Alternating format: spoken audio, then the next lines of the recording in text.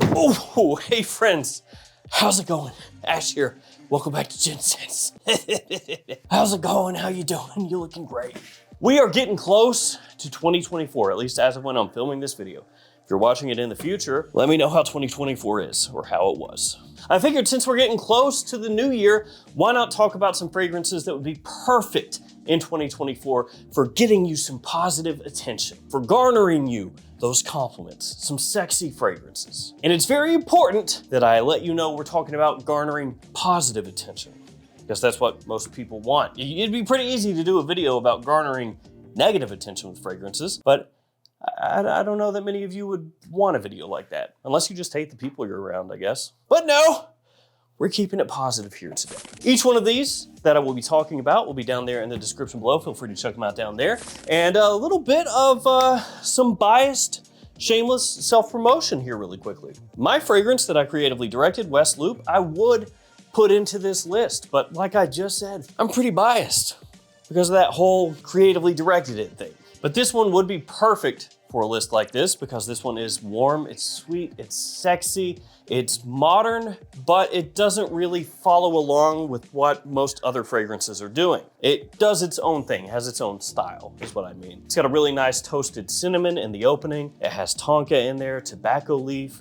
It has myrrh absolute, just a huge compliment puller, which really, that's one of the main things that this was designed for. And you can find this one in every fragrance outlet and every Perfumania store in the United States. So you can go right in there, you can test it out yourself, you don't have to take my word for it. Go in there, try it out. If you like it, pick it up. Or alternatively, you could get this little travel size, which is 15 mils. So you can get a lot of wears out of that one as well, if you don't want to just blind buy the full size bottle. Both of these are available on Michael Malul's website, which again, is linked in the description, or like I said, you can go into those stores and check it out there. So there we go. Let me just take that and put it down there.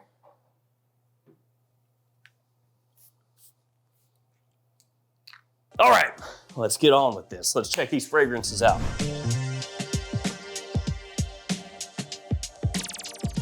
We're gonna kick things off with this one, 1821 Man-Made Sweet Tobacco Spirits. Yeah, say that 3 times fast. This one came out, if memory serves correctly, in 2016, and it was a hype monster. Everybody was talking about this for pretty much the entire year, and for good reason. Has good performance, it is really sweet, which is in the name, so you would expect that, and it's an attention grabber. And it's also not that expensive, so that helps too. Interestingly enough, I know for sure when it was launched, it wasn't a note, but tobacco, not an official note in the fragrance, even though it's called Sweet Tobacco Spirits. I don't know if after the fact they added it on to their website. I didn't actually check that beforehand, maybe I should have, but I know that when it was released, that was not a note. Which again, you named the fragrance Sweet Tobacco Spirits and you left out the tobacco. What are you doing? To be fair though, it does have a tobacco kind of scent profile to it, a very honeyed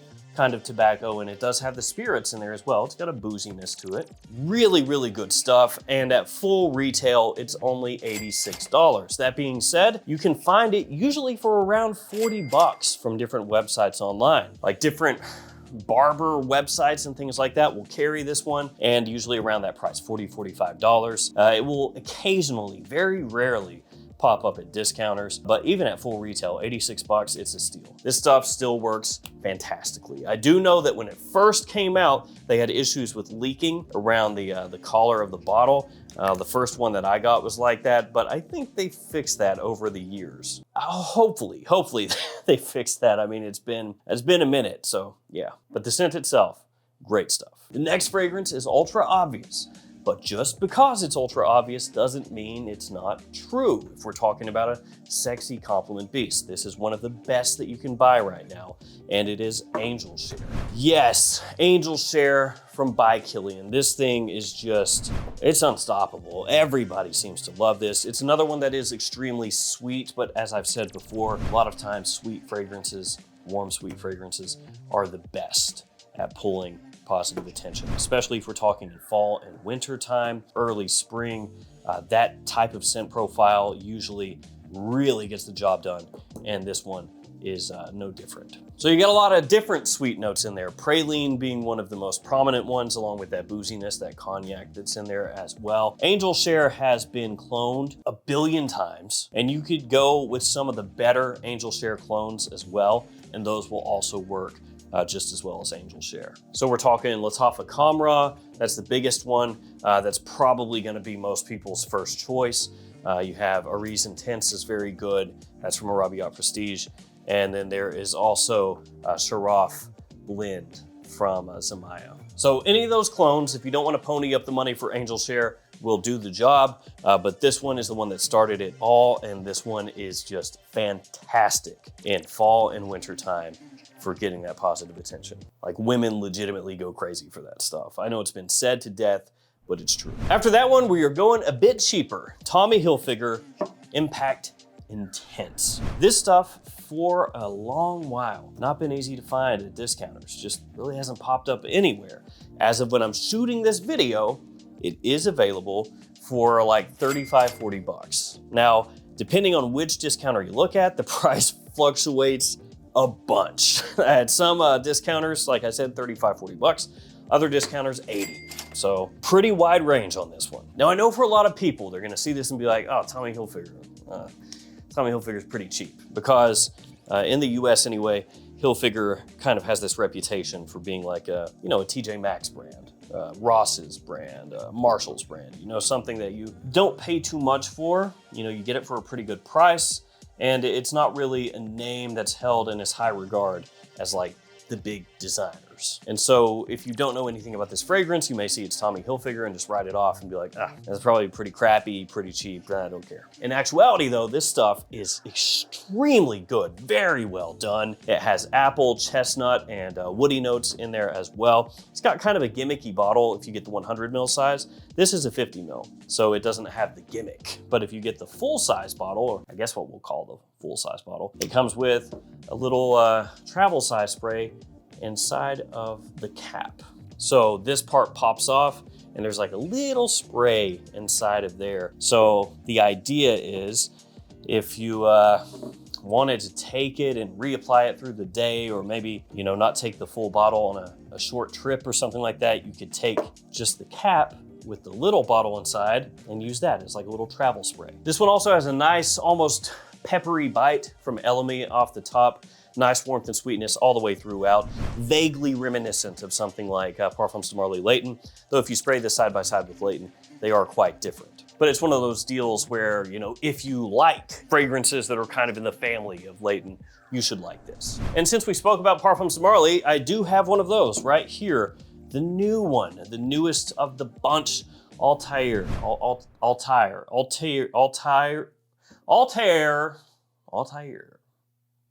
Now this is not my absolute favorite of the Parfums de Marly lineup. That would be Layton and also Herod. But this one has been growing on me the more that I've been wearing it, and I do think it's a really nice addition to the lineup. Again, very nice sweetness here. You've got vanilla, you have cinnamon, you have praline in here. So, kind of like Angel Share, it's sweet notes on top of sweet notes on top of sweet notes, but it works. Really good performance, leaves a great scent trail, gets a lot of attention. When you smell this one, you may be able to pick out like faint similarities to a dozen different fragrances, but ultimately it doesn't smell like anything other than itself. It just has that kind of feel to it where when you smell it for the first time, you're like, I swear I've smelled something like that before. And then when you start working through all the things that you think it might smell like side by side, you realize, oh, no, just maybe a little bit of this and a little bit of that. So with this one, don't write it off the first time you smell it. If you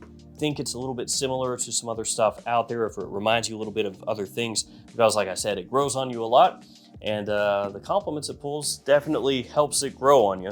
One of those deals where you can't help but like it more when everybody else around you is really liking it also. Up next, we have a YSL. It is L'Homme de Parfum. Now, when this first came out, garnered a lot of hate, whole lot of hate. But as time has gone on, I think it's had a little bit of a resurgence of people picking it up after the fact and giving it some wear and realizing that just as far as, an extremely versatile, people-pleasing scent, this gets the job done 10 times out of 10. Now, it's not the most unique thing on earth. Absolutely not. It's kind of like a mix of two very popular YSL fragrances. L'Homme, which makes sense because this is L'Homme Le Parfum, and also a little bit of Y Eau de Parfum. So if you take those two and kind of smash them together a bit, this is what you get.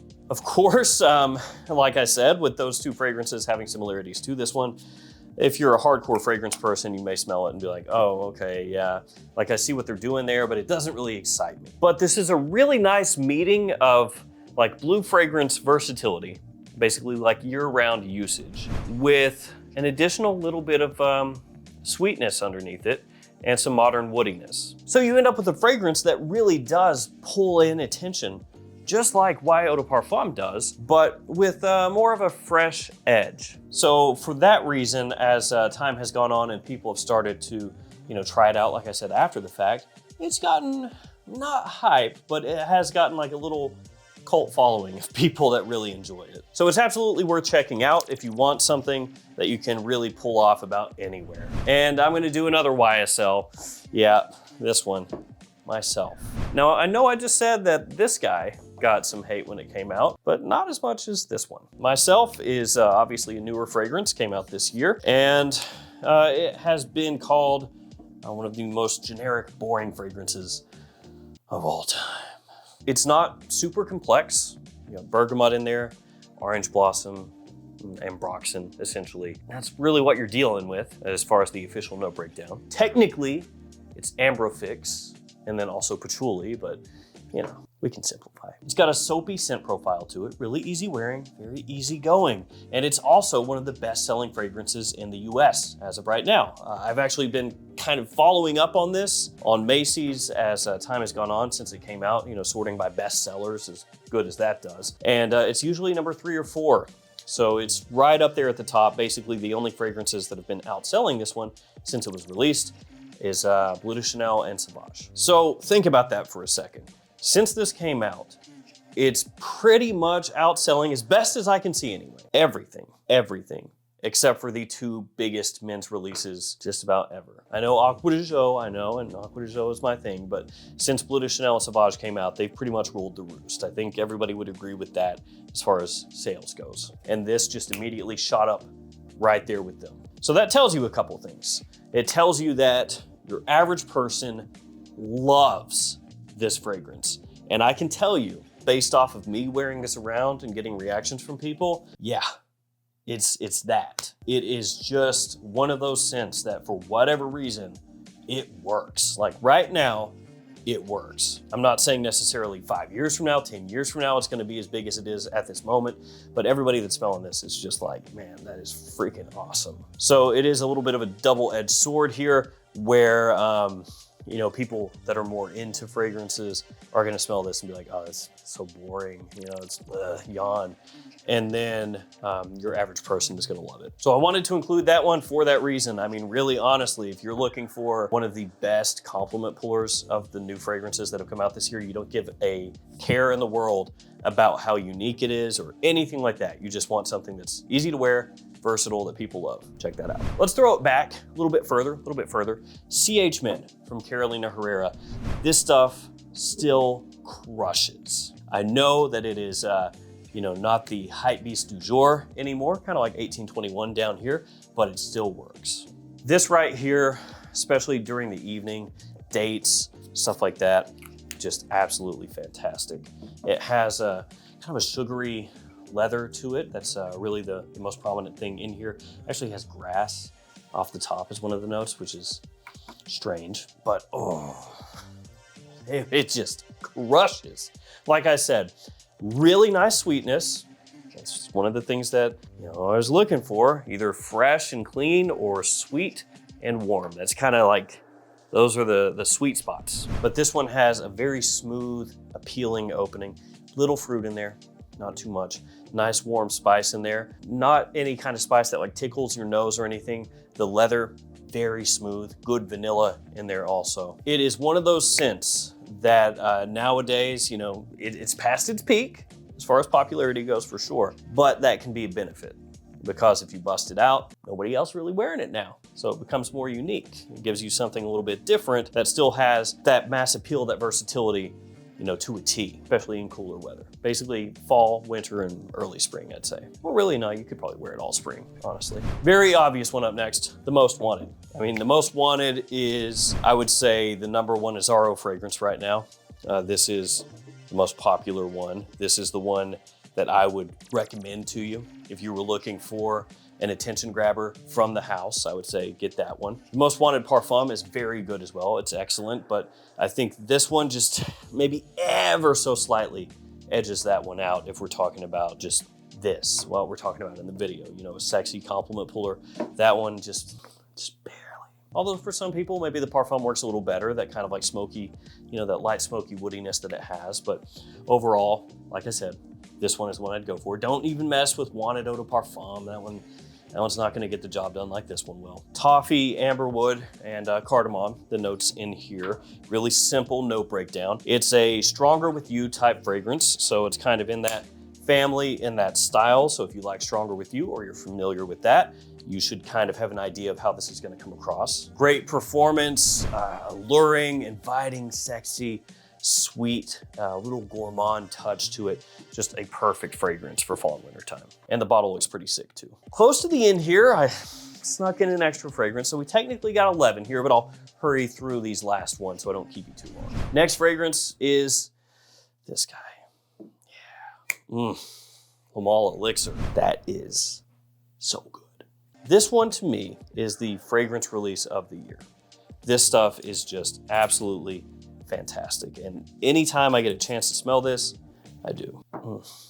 Stupid good. So this is one of those few fragrances that kind of crosses over on both sides of the fragrance world. So your casual person who's just looking to smell good, you know, doesn't care about anything else, they can rock with this and think it's amazing. And then your hardcore fragrance person who wants something that's a little more interesting, something more in depth, you know, something that's not the status quo, they like this too. So you have a good amount of vanilla in here. You've got tonka, you have lavender, you got tobacco, among other notes.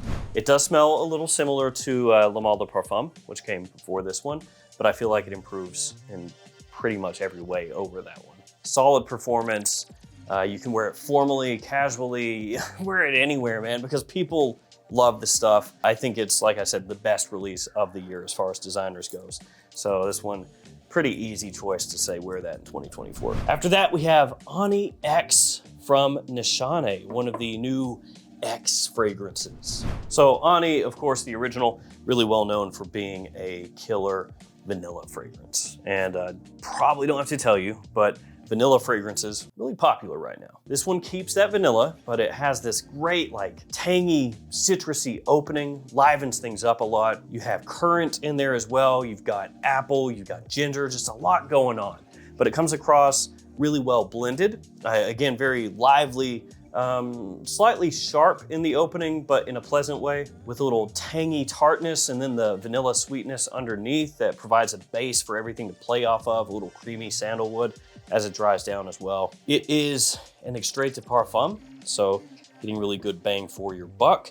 And it's one that I would keep an eye on at discounters, because as time goes on, Nishane fragrances typically become pretty affordable, and that one at an affordable price as far as niche goes, out of this world purchase. Yeah, stuff's great. And last but not least, it is Reserve Privé. I had to put this one in. It was the last fragrance. I already had these 10 and I was like, you know, I gotta include it. I'm a sucker for Iris fragrances. Love them. Dior Homme Intense, Valentino Uomo Intense. I mean, anything that has that type of Iris, I want it. And this one, you know, it's a little similar in that style as far as the Iris goes, but this one, I think, at least as far as modern wear goes, is easier to pull off for most people than Dior Homme Intense or Valentino Uomo Intense or other fragrances in that style. So you still get that Iris, you know, a little creamy. Some people would say makeup-y. You get that here, but it's not as aggressive as the other ones that I mentioned. And that's not a shot at those, because those are some of my favorite fragrances ever. This one comes across a little bit chocolatey also. It has kind of a booziness. So it's another one that's perfect for cool weather, because it makes you almost smell edible. Just a really sexy, but at the same time classy gentlemanly fragrance, which it should be. It is in the gentleman line after all. Reserve Privé, one of the best releases over the past few years, and for sure something that you should be wearing in 2024. So there we go. These ones right here, these will have you smelling absolutely amazing. I want to thank you guys for hanging with me. Thank you for supporting me all year and through all the years. And as we come into 2024, hopefully we can all have a really good year and nothing goes like it did in 2020. Thank you guys. Stay safe out there. I'll see you tomorrow with another fragrance video. See y'all later.